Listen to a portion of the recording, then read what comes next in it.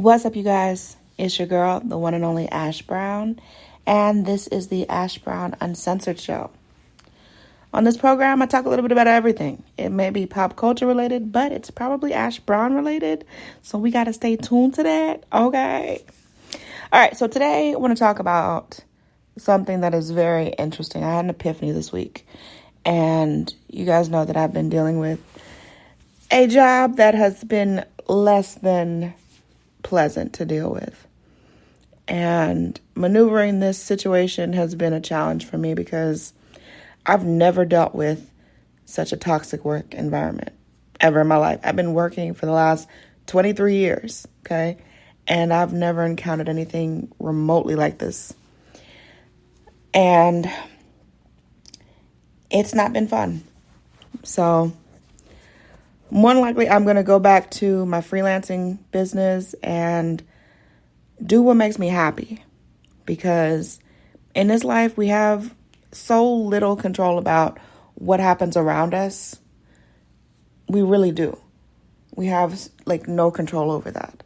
So the best thing that you can do is control what's in your wheelhouse. Figure out whatever that is, rock with that.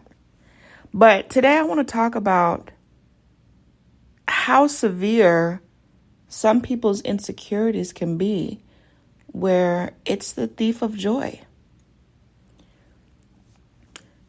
The person that I'm working under right now doesn't have much of an extensive background. They kind of lucked up, got a job here, got a job there. Honestly, they probably had maybe 3 jobs in their whole life. They don't have a college degree. They don't know how to relate to people. And everyone in the office hates them. Really hates them. Nobody likes this person. And someone pointed out to me this week, they're like, hey, Ash, keep in mind, you have been in different industries. You have a college degree. How many people can say that they've worked retail, food service, military, court system, aviation, marketing? Not many people can say that they've been a part of those different industries. My resume is ridiculous, y'all. It's crazy. Just I've been trying to edit and tailor my resume to certain companies and kind of make things work better, so to speak. But my resume is ridiculous. So I actually took a lot of stuff off of my resume just so it could be just one sheet, which was a bit of a challenge. It was, but we made it work. But it's crazy that some people are so insecure about themselves that when they see someone like myself, who is accomplished, who has sacrificed a lot for her family, who has literally been around the world, they are threatened for some reason, which is crazy to me. I don't compare myself to any person because I know that I'm not like anyone else. I know that. It's not even a question of, maybe if you... Comparison is the thief of joy. It is. It really and truly is. But how sad is it that a person can sit up in a job and have nothing else to fall back on but that job? So that job, in a sense, it's everything to them. It's everything because they know if the rug is pulled from up under them, they have nothing to fall back on. Nothing. No industry connections, no friends, maybe some little plushies, but no friends.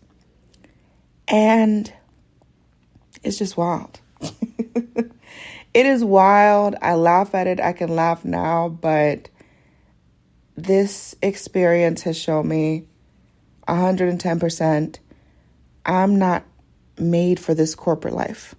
I'm not. Every time that I've taken a corporate job, it is blown up in my face. This has been the biggest explosion I've ever experienced in this position. But I feel as though the universe, God is telling me, you need to go where you're appreciated and not tolerated. Let me repeat that for you. You need to go where you are appreciated for what you know, what you bring to the table, what you mean to a company, what you mean to a client, and not where you're tolerated. See, I look great on paper. I know that. I look amazing on paper. And whoever or whatever company I associate myself with, they're going to look great on paper because of the association with me. They're going to. But when companies and these corporations, they don't appreciate the people that are pouring into their job, the people that are making them look good, the people that are most focused on having a successful outcome. Sounds like that company is not doing well. They're not going to be around for too much longer. And if they are, there are going to be a lot more chefs out in the field work. A lot more people in the trenches. A lot of upper management. Oh, yeah. They're going to have to, because if you keep mistreating people, no one's going to put up with that. No one. So I say that today just to say, know your worth. Never settle. Because in all honesty, and I'll admit this now, and I can say this out loud, I settled when I took this job. Things were going under with the airline I was with. I wanted something. I needed to be back. And they didn't offer me even a quarter of what I needed financially. And I took it anyways. I took it because I was like, well, I can, make this better. There's all different ways of me moving laterally in the company and being able to do different things in different departments. This company, it's dead from within. And when I say that, I say it's the inner workings of the company. This is bad inner management. And honestly, the only way to save the way that this company is operating to make it better, a better situation, it would have to be gutted. It would have to be gutted. Everybody clean house. Clean house, brand new people, put standards in place, and hold those standards accountable. Hold them there. Because the way that they're operating now, it's a revolving door. It's a 50% turnover rate. You heard me right. 50% turnover. That is disgusting. And nobody said anything. Nobody is acting like this is not a problem. That is an issue. That is a huge issue. But soon it's not going to be my problem. Yeah, I'm putting in my 2 weeks because I can't take this. It's just too much. It's too stressful. Life is too short. And I know I deserve better. I know I do. And I've been treated better. I've been treated better on contract jobs with the government. I've been treated better all over the world. To come back home and to be mistreated, to be disrespected, to be underpaid and undervalued, that does not work for me. I can't speak for anybody else. It doesn't work for me. So I'm doing what I need to do to get my life in order, to get my life in track. But that's basically it.